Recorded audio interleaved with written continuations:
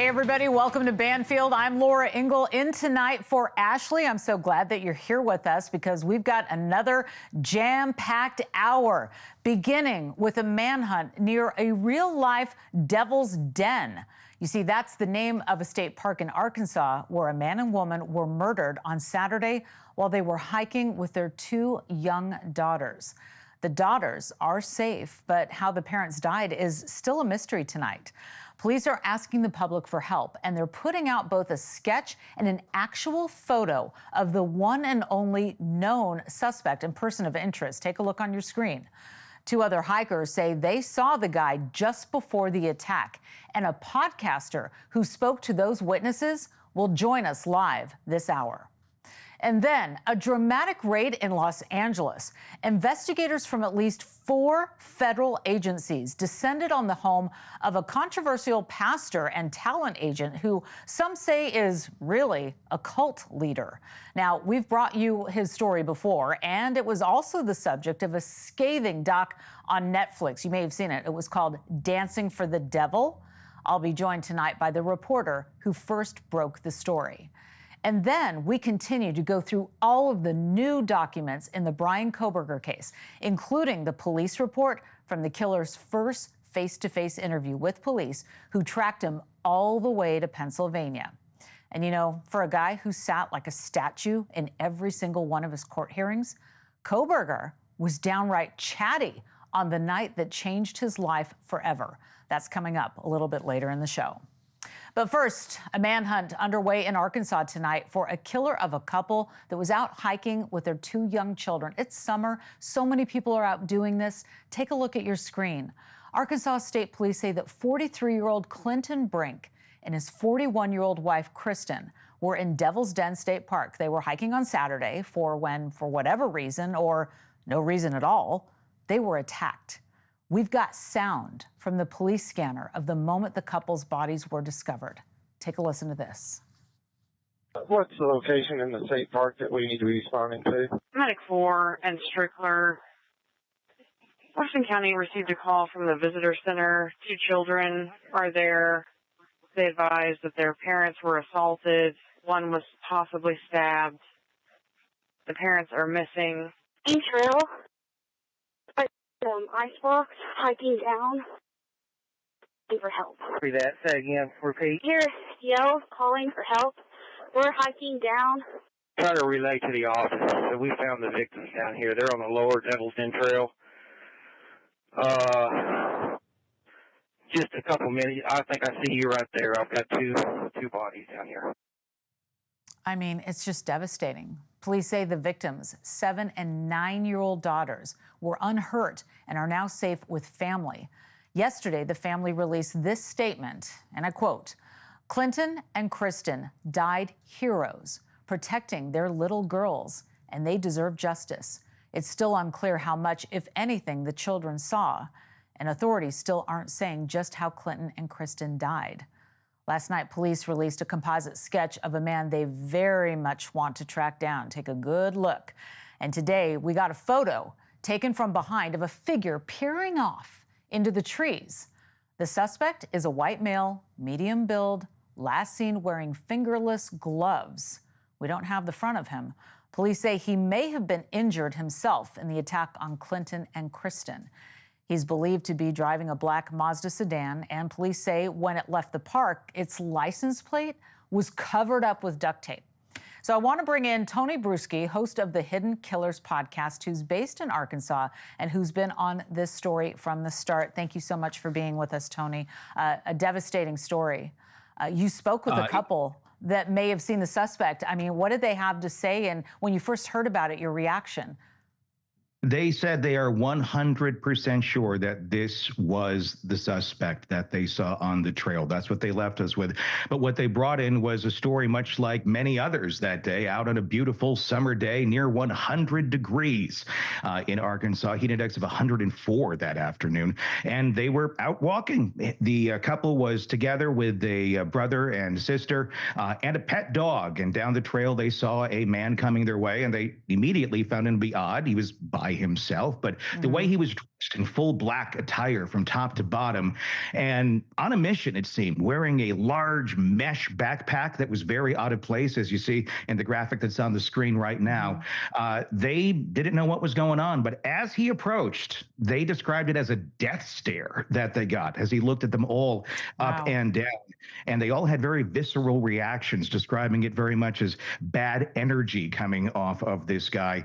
And they didn't know much else until the very next day when they heard about it on the news, and they all looked at each other and said, that was the guy that passed us. And when the sketch came out today, which actually was based on their observations that they gave to us here at the Hidden Killers podcast, they thought that composite was very, very accurate to what they saw. Wow. I mean, talk about trusting your gut, right? I mean, so many of us go hiking on the regular, and it's, but when you're out there and you get out in the woods, you do sometimes have that sense of, man, I mean, there's places on hiking trails where nobody could hear you scream.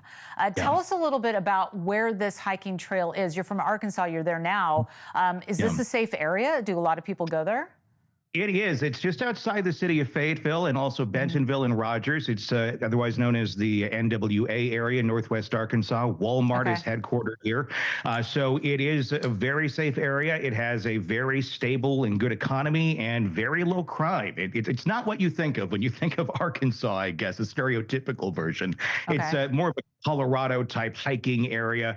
Outdoors is what they do here. We have one of the largest biking trail paths in the country. I think it actually might be the largest, interconnecting all of these cities, and people use these things every single day without incident. Well, it sounds like whoever the suspect is knew the area well. And I understand that you have obtained some security footage of what may be the suspect's car. We want to show that to our viewers because, of course, any clue can help. Tell us about what we're watching on our screen right now. This is some footage that we obtained here. This is a security camera off of a home very near where the park entrance is. This is the vehicle heading north on Highway 170, about 2 miles north of the Yellow Rock exit. It was described, and this is the words of the man who shot it, and he's also what you would call a car guy. So he got into it with me. We got about a 10-minute conversation on our podcast. Black four-door sedan, quad exhaust tips, 2 on each side, matte or semi-gloss black paint, tinted windows, black rims, small spoiler, sleek spoiler luxury design, no visible license plate, completely taped over. He said it sounded like an active exhaust, probably going 60 to 70 miles an hour. He, unlike what the police have put out right now, he disagrees. He's not sure if it's a Mazda. He said it could be, but in his opinion, it might not be. He thought it was more of an Audi Acura TLX, possibly a Mercedes. We've seen a lot of other chatter on that now that we've released that video as well. Lots of people chiming in and giving their thoughts on that, and several even using AI to try and get identification. Yeah, as car people do, right? People who know cars, and I know a lot of them, they definitely know their vehicles. But this is great video. I mean, what a clue this is, if this is in fact connected to the case. And let's talk about this license plate, because we hear that it was taped over with duct tape. So I don't know who it was that saw the duct tape, if it was the witnesses that called in the description, or if it was the person who filmed this, because it sounds like this, definitely was planned if it was taped over, right? Many people have accounted to that vehicle and the tape over the license plate. Was it planned? Yes, this was certainly a planned attack based on the dress of the man who was in there with the backpack. He seemed very prepared, and the vehicle, blacked out windows from what we have understood, and that tape there. Premeditated, planned, yes. Targeted, I think that's the big question. Do we have any connection to this couple, or was this someone going into that park and looking for prey, basically, to put it bluntly, and they went with the ones that he went with the ones that he thought he could attack? And I based that on the interview that we had with the other witnesses as he looked them up and down as well. I almost wonder if that was a glancing, I'm going to pass here. Right. Yeah, and there were no other people were injured that day, but police are now saying that the suspect may have been injured himself. So does that track with what you've been hearing? What about the witnesses you've been talking to? It does. Some of the witnesses that I've been talking to do say that there was blood when what they saw on this man in the few moments that some had seen him exiting the park. It's kind of the fog of war right now. So there's a lot of information coming in. But initially, before many people knew about the story, some of the initial reports from some witnesses did say there had appeared to be some sort of blood on the man. As to say where exactly, I don't know. I guess one could also wonder, was it from a stabbing attack or was it blood from the victims? But it's hard to know at this moment. I covered the Rachel Morin case. She was somebody that was jogging on a trail and it was attacked and killed. And after that happened, there weren't any cameras on the trail. And then we went back when the cameras were installed. Were there any cameras along any of these trailheads or any part of that? From what I've understood and from some of the sources I've talked to, there are some cameras that the public does not know about within the park. It's also very common out there that yesterday on Saturday, people were out there with GoPros on their helmets, on their bikes, all over the place. That's a very common thing in this area. Plus, you have to wonder the other ways people are recording. And this vehicle went back on the roads and headed north. And they do have a general idea of where it went. So I'm sure they're looking right now, at least I would hope they are, at ring cams and any other places where there might be cameras located. Well, I think we all like hearing that there are cameras maybe that not everybody is aware of. So that's great news. Hopefully that helps in some way.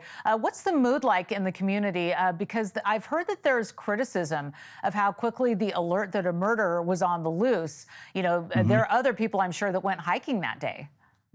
There is definitely fear in the community now that they know about it. That was the criticism on Sunday, the day after the attack. I actually walked down the city of Prairie Grove's downtown and just talked to some business owners and said, hey, have you heard about this? Which is a town where the couple was from, and nobody knew about it about 24 hours into it. The police, the way it was relayed, the attack happened roughly around 1:30 in the afternoon. 2 o'clock is when the bodies were found. It wasn't until roughly 8:30 p.m. that the public was notified. That's 6 hours on a Saturday afternoon in late July at one of the busiest state parks in the state of Arkansas, packed with kids, campers, everybody doing what they love. And a killer, a double homicide, had taken place in 6 hours. Nobody had any idea. And there was terrifying. 6 hours, well, that people on the outside, maybe being able to look for the possible suspect, had no idea either. Yeah, you got to figure out, how those alerts can go out if there's a picture, or just even simply like an Amber Alert on your phone, like there's something has happened. Avoid the area at the very least, right? And last question, if you could just give me like 15 seconds, police are asking residents not to post any evidence online. Why is that, and what kind of evidence? I don't know the answer to that right now. They want to keep it a very tight investigation. That's I'm going to guess why. Okay, Tony Bruschi, you're great. Thank you so much for being with us, and we hope that there are answers very soon on this. Thank you for joining us tonight. Thank you, Laura. All right, Tony. And joining me now is retired Chief Deputy U.S. Marshal Matthew Fogg, who in his 3 decades at the Marshal Service tracked down some of America's most dangerous fugitives. Marshal Fogg, thank you so much for being here tonight. This is just obviously just a terrible story. Our hearts break for those 2 girls.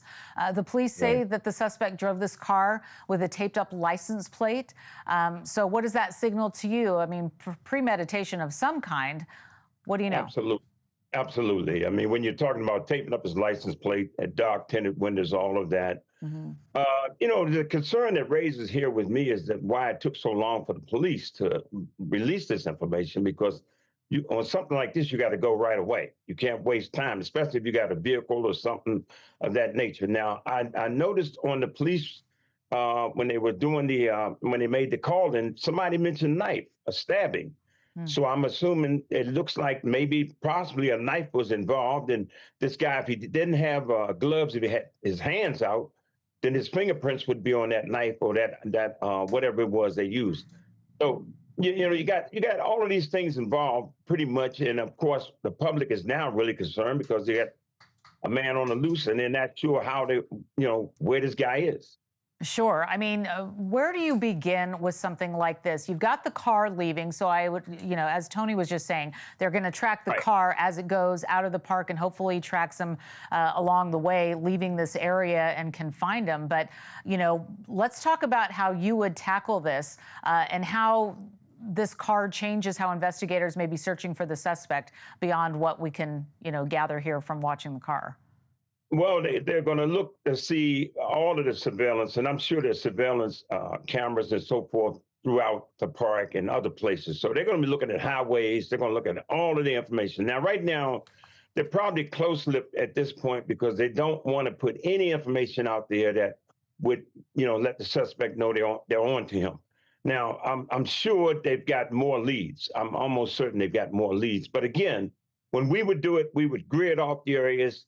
When you're talking about a 5-hour difference and a man is in a vehicle, he can go anywhere. Sure. So we would have gridded off the area, looked at all the surveillance cameras, would have been in there searching that type of thing, making sure, there's nothing where he walked, where he went.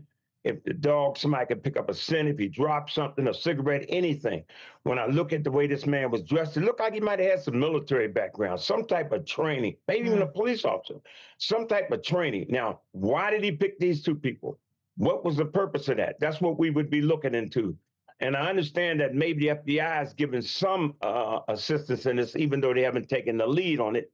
There may be something in this where they feel like there's some type of, and I don't know, I'm just thinking maybe some type of federal crime or an occult or something, a reason why the attack was made. Bottom line is it appears that this man knew what he was doing.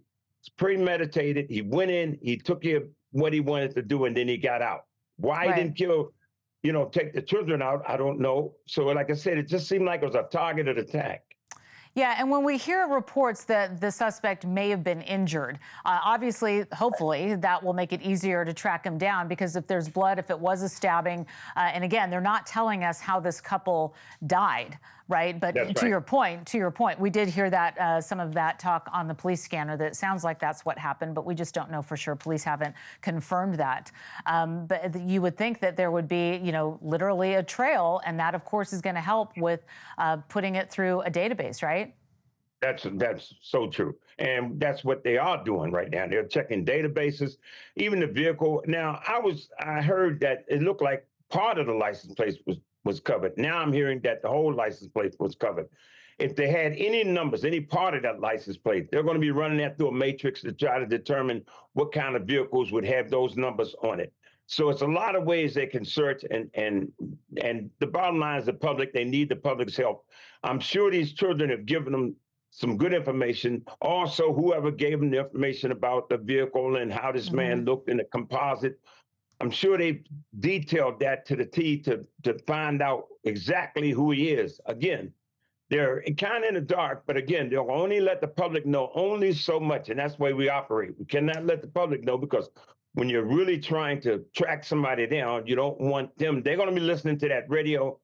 And especially if he's an avid woodsman or understands what he's doing, he's going to be listening to the radio and hearing everything that is being said about him, even on social media.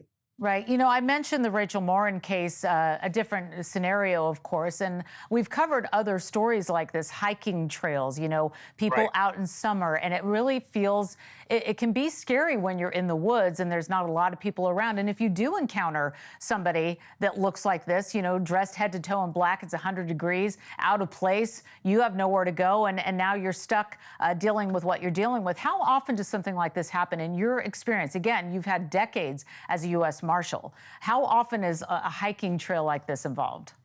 Well, the people that we go after, most of the time we already know it's a fugitive and who we're tracking and how we're tracking these people. This is sort of like a lone wolf type of crime. I mean, we got to figure it out. They're trying to figure out why did this man go in there? Why did he stab these people?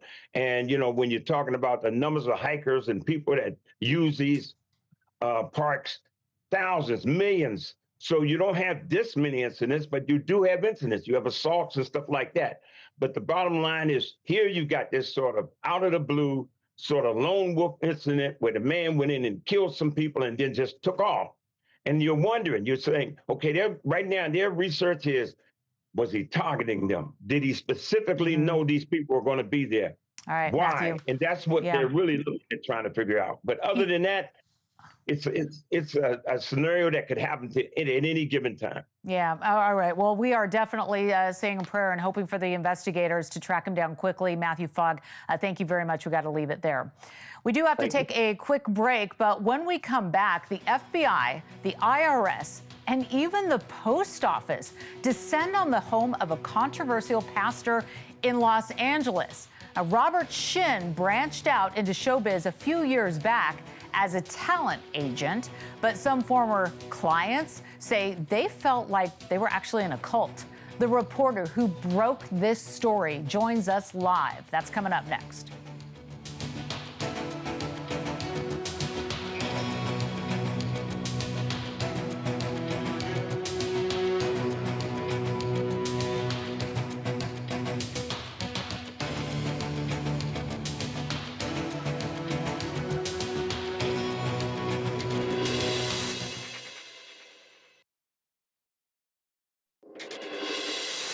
You know, for as long as the world has had actors, musicians, acrobats, really any kind of professional entertainer, there have been people waiting in the wings to exploit them.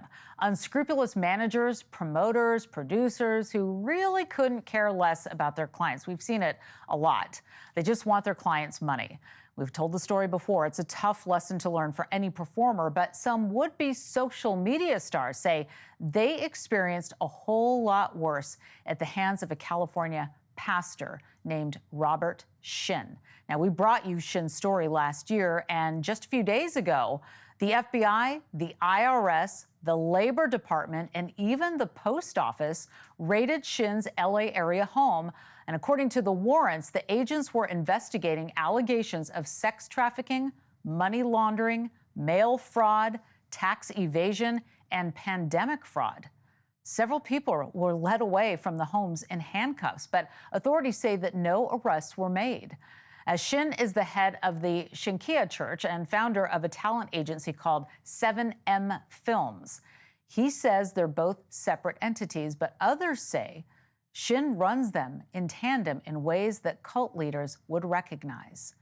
Shin's accused of luring dancers on TikTok to sign with 7M, promising to make them stars, but then manipulating them financially, physically, and spiritually.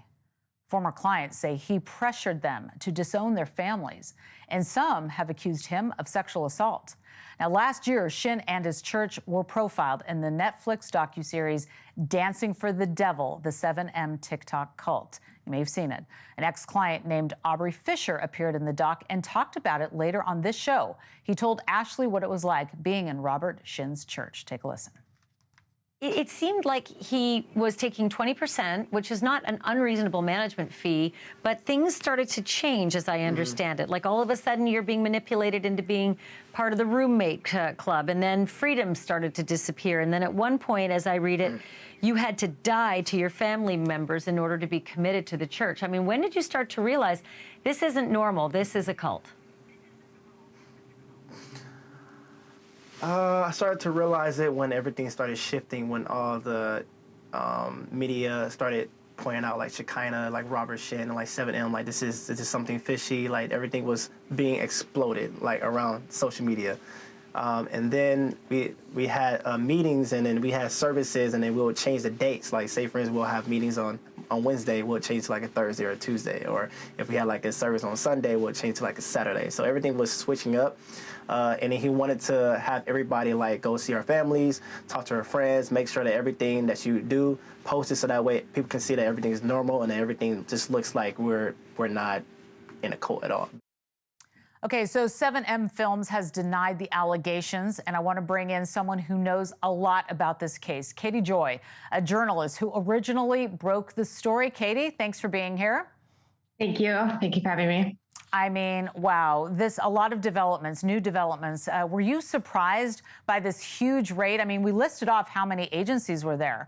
This is wild. I understand that you spoke to the FBI about Shin a year ago, when you were swatted by the church, but then got ghosted by authorities. So what's going on? This is a long time coming. I'd say more than just my report to the FBI. There was several reports. In fact, I know as far back as March or April of 2022, former members were reporting that they had reported him to the IRS. And they were reporting him to the IRS because he was converting and converging money through his taking donations through the church and then siphoning that out into his for-profit businesses, which is a crime. And he was using tax-free money to start for-profit companies. And so they sat with the IRS back in 2022. I mean, those were the first meetings with the IRS. And then there was multiple FBI reports, the Wilking family. There has been multiple former members that are not as visible that have reported him to the FBI. There have been calls to the Department of Labor. Obviously, there's an ongoing case, a civil case, which prompted a report to the California Labor Department, but also to the EEOC. So, and the mail fraud this is just the tip of the iceberg, let's just say. Okay, I mean, that was a long list of agencies that came on this raid. It happened a couple of days ago. We're looking at these aerials of some of the raids. And it's interesting to note that all these people that were out in cuffs, nobody apparently was arrested. So that's interesting. I mean, maybe they got what they needed and off they went. I'm not sure. It was Shin. Do we know exactly where Shin was? Yeah, so the property that was raided is actually the one that they saw on camera. That's the Tujunga property. So it has an entire school that's there. It used to be a Christian school that Robert purchased in 2020, and he was going to convert it into a church. And then off to the side of that house, that white building that you see there, that's actually like an apartment/house. And he has a bunch of his members living there, none of them related, some of them with kids, and they're all just housed there. So the people that you saw detained on the news were his son, Isaiah, one of his deputies or mentors, Shirley, who was sitting with a baby. There was Matthew Shin, who was another mentor. There was Young Bin Kim, who was a 2-time convicted armed robber. And then Luke Song, and then Gio. So these are just members. Robert was actually at his home in Porter Ranch. So Robert owns like a $2 million home with about 5,000 square feet. He and his wife, Hannah, who's his third, maybe fourth wife, third within this church, 22 years younger than him, they live in a home by themselves. And then he houses all of the members like rats. And wow, they live. This is wild. I mean, Yeah. This is wild. I mean, first of all, the fact that you know all of those names of everybody that we're looking on the screen, it sounds like when we were covering the Diddy case and like everybody knew the family members coming out, but different story, of course. Members, members were told to recruit more people. I want to get into, what this is about, because not everybody has seen the Netflix doc and not everybody knows about the reporting, but members that were in this group, and again, these are allegations that there have been no charges here, but people are coming out and being public now saying that there were reports of people working as mentors. They were told to go out and recruit. Tell us a little bit more about that. So this church has been going on for like 25 plus years. Robert's had several iterations of it. So it's not just like brand new. He's recently got into the TikTok world by recruiting these dancers, but Robert has for many years run a cult-like organization. And what you see today is the product of Robert having to hide from his past, because back in 2008, he had a very large group of young people working for him, and he was accused by no less than 6 women of sexual assault. And in 2008, that church ended up splitting, and so he was left with like half the church and the other half went with his sister. And then he changed his name from Israel Shin to Robert Shin, and he added an N to the end of his name. So his name is actually Robert Shin with 1 N, and now he's Robert Shin with 2 N's. Okay. So every single time something blows up, he ends up changing his identity and he moves. And so this Tujunga property is like the 3rd or 4th place he's been, because he has to keep moving. And every single time he moves, he has to get more and more secretive. So today's iteration of it is so much more isolated for the members. It's not just dancers that are involved in this. There are invisible human beings that are being labor trafficked, sex trafficked. They're having their entire lives controlled. He is dangerous. Yeah, and these are allegations. We have to mention that because there have been no charges, but certainly we've been hearing that as well. And just really quick, you've talked about Robert Shin. I've got to leave it here after this question. But what else do we know about who else is involved here? You've talked a lot about the family, but is there another entity that, is commingled with this? He has several different shell companies, but if you think of his church, he is like a pyramid and he is at the top. Okay. And so below him, he has mentors that are basically doing all of his bidding for him. And they're the ones that control all of the members. And so his deputies are Shirley Kim, Matthew Shin, and his wife, Hannah. Okay. And then he has sub-mentors and that do even more bidding. And so the people that are at the bottom have like no control. And then as they go up in the ranks, they end up getting more control. And then they become part of the system and they're abusing people. And I think the biggest thing I would say for the survivors that have watched this all play out is that they are terrified that the people that are still in are in serious danger right now. All right, Katie Joy, we've got to leave it there. Please come back and fill us in when we learn more about what happened with this raid. We look forward to talking to you. Thank you very much, Katie. Thank you. All right, coming up next, the Bryan Kohberger that none of us saw, even those of us who sat across the room from him in court. I was one of them, and Kohberger cultivated an image of the detached murderer, staring and silent. But now we know what he was like the night he was arrested. Brand new documents are telling us. So which version of Bryan Kohberger will he be for the rest of his life in prison? We'll discuss it next.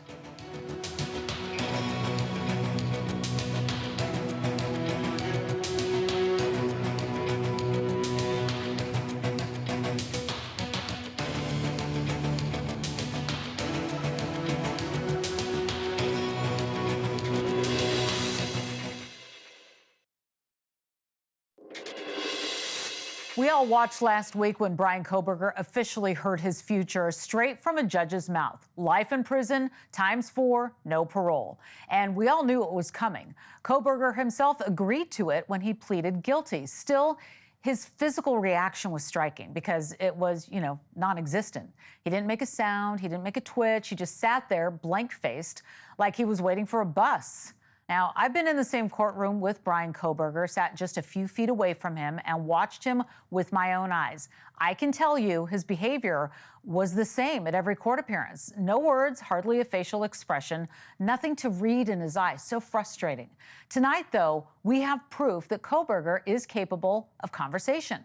And it comes in the form of a police report for the first time Moscow, Idaho police officers met with him right after his arrest in Pennsylvania. Now, this is among the dozens of documents released right after the sentencing. Police say that Kohberger was chatty and they all made small talk about sports and criminology. Quote, Kohberger stated he didn't follow WSU football, but was a baseball fan. Then the conversation turned to the reason Kohberger was arrested. Quote, Detective Gilbertson asked Kohberger why he thought we were there. He said he wanted Detective Gilbertson to tell him. Detective Gilbertson said we were there because of what occurred in Moscow, but did not provide any further detail. Detective Gilbertson asked Kohberger if he watched the news. Kohberger said, I watched the news. This first interview didn't last much longer because Kohberger lawyered up. I want to bring in someone who's conducted hundreds, maybe even thousands of these types of interviews. Chris McDonough is a retired homicide detective with special expertise in predatory behavior, and he's on the executive board of the Cold Case Foundation and has worked some of this country's biggest investigations, including the Jon Benet Ramsey murder and abduction of Elizabeth Smart. So a perfect guest for us to have tonight. Chris, welcome back to the show. Thanks, Laura. It's great to be here. Okay, so we're getting this look now at what things were like on that day that he was arrested. As you read through this document and the words we just shared, is this pretty typical of an interview? The small talk about sports and school, is that pretty standard? Or do you just try to get right to the point? Well, typically, this kind of situation with a guy like Kohberger, this is not a typical interview, number one. When you're going into a guy that you believe has the propensity to have violent tendencies to kill at least 4 people, you have to understand that you're not going to be able to get this guy right away to immediately concede to a conversation. So what we would call this is you want to take the approach of kind of like the long game, where you want to at first observe his behavior and then try to understand what's going to motivate him towards the responses. And then you want to tie into those behaviors when he does respond. So small talk can do that, but you really have to be prepared before you get in that room. Right. I'm just curious, just your overall thoughts on when you read through this report, when you looked at the words on the page, what did you make of the interview? Sometimes, the investigators, they don't consider that a guilty mind like this guy will teach you what type of questions to ask, where there's a focus. So as you're having a conversation with him, he is going to guide that conversation. And so sometimes these mind games become a way to maintain his control over the conversation as a whole. And again, an experienced interviewer would have allowed that to be the case. I mean, he brought up some things that he expressed he wanted to speak about. And so that takes an understanding of, why does this guy want to go down that direction? But more importantly, it takes a humble understanding to say, okay, this guy's in control. I need to let him be in control. Let's go. Yeah. From the report, I'm just wondering, do you think that Kohberger knew it was over, that, they had the goods on him? What does the interview tell you about how he might have been playing investigators? Because it kind of felt like that at times when we're reading through it. Again, there's no audio on this, so all we can do is read it. He kept asking why he was there. They said, do you know why you're here? He played that kind of cat and mouse game with them. Yeah, and you notice he also flipped the conversation back to the investigators. Okay, that's a common technique that somebody who wants to maintain the dominance over the situation. So basically what he's saying is, I'm the teacher, you're the student. And then at that point, information will begin to flow. So subjects will often ask, how often, what should I begin with? And an experienced investigator should say, well, from the beginning. And they'll say, well, what do you want to know? Everything. Okay, but that takes a long time if he responded that way. And you say, well, that's fine. I'm here to learn from you. I want to hear your side of the story. You have a right to be heard. Tell me everything you need me to know during this conversation. Yeah, I mean, and of course, you deliver it softly. Yeah, we're getting a treasure trove of documents post-sentence. So there's probably going to be more of this type of insight as we move through it all. And I'm glad to have you on the show, Chris McDonough. Thank you very much for being here. And I hope that you will come back and we'll talk more, okay? Thank you so much. All right, thank you. And still ahead tonight, our True Crime Rewind. It has been 44 years, if you can believe that, since a 6-year-old boy was kidnapped from a mall in Florida and murdered. And his father turned grief into action. We all know the dad's name, John Walsh, and we all know his son's name, Adam. We'll look back on the crime that sparked a movement. That's coming up next.